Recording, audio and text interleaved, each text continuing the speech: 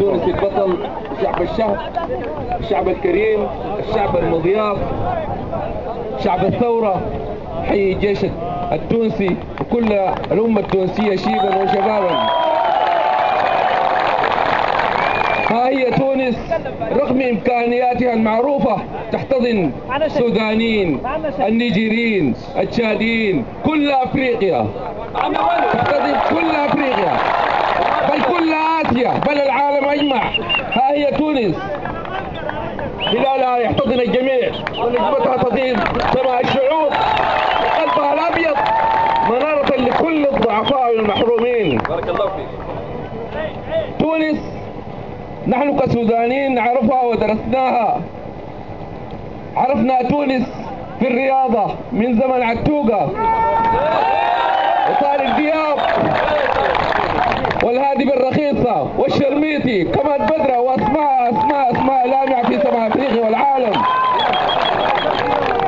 عرفنا تونس من زمن الثورة وزمن الشاعر الكبير شاعر العرب وشابهم الكبير الشابي أول من غنى للثورة، أول من غنى للحرية عندما قال: سأعيش رغم الداء والأعداء كالنسر فوق القمة الشماء، أرنو إلى الشمس المضيئة هاديا بالسحب والأمطار والعنواء. الشاب الذي قال: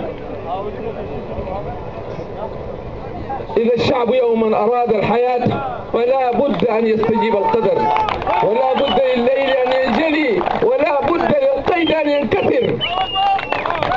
هذا الشعب مات وعمره 25 عاما، لا أدري ماذا يقول إذا عاش إلى 50 أو 60. ها هي تونس، تونس الحضارة، تونس الأصالة.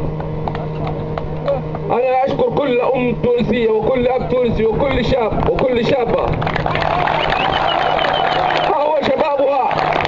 يمسح دعم المحرومين والذين يعانون، وهم بناتها يعاونون حتى في الشرط والصفقات.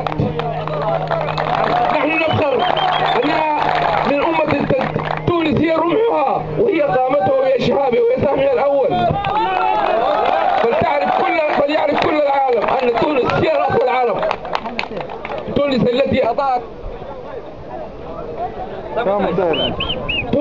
التي أضاءت أوروبا عندما ذهب أجدادنا إلى الأندلس، وكل من درس التاريخ يعرف ذلك.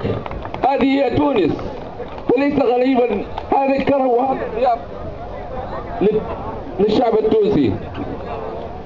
أيضا we are thanking all international organizations which supporting and giving any help for all our people, and also we are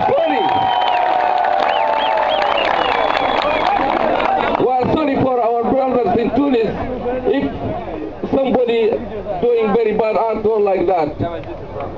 And and everybody knows that. So all of us, let us say in high voice, Viva la Tunis!